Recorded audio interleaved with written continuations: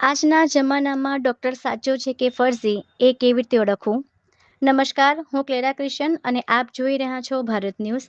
આજ રોજ તારીખ 23/7/2025ના રોજ અમારી ટીમ દ્વારા સુજીત ક્લિનિકના ડૉક્ટર રવિન્દ્ર શર્મા સાથે ઓચિંતા મુલાકાત લીધેલી, જેમાં અમારી ટીમ દ્વારા તેમને કયા પ્રકારના ડૉક્ટર કઈ રીતની દવા તેમજ ઇન્જેક્શન આપી શકે તેના અનુસંધાનના જનજાગૃતિ માટેના સવાલો કરેલા.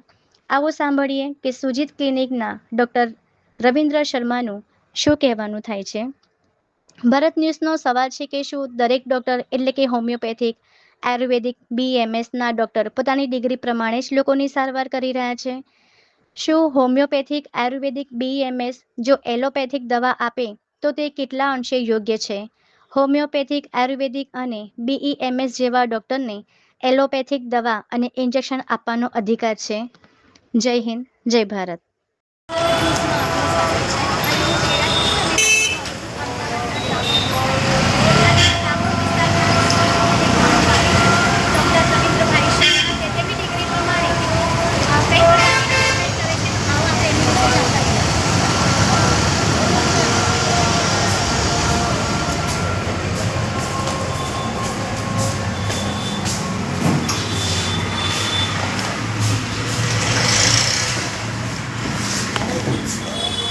સાહેબ, ભારત ન્યૂઝ તરફથી આવું છું.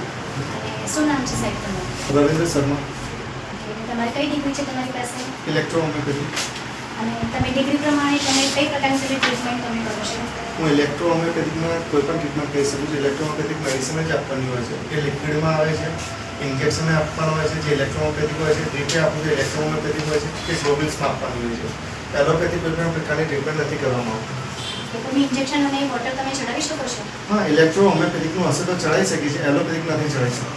ઓકે, અને તમારી પાસે આ જે લાયસન્સ જે છે એ તમારે રિન્યૂ કેટલા વર્ષે તમે કરાવવાનું આવે છે? એ તો કાઉન્સિલની હોય છે, દર વર્ષે 2 વર્ષે રિન્યૂ કરવા પડતા હોય છે. દર વર્ષે 2 વર્ષે જેટલા વર્ષો તમે રિન્યૂ લીધેલું એટલા વર્ષો તમારે કરવું પડતું હોય છે.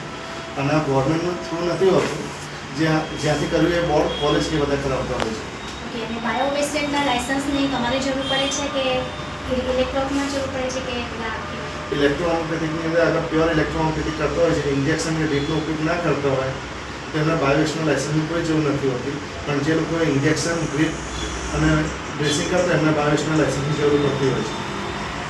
ધન્યવાદ.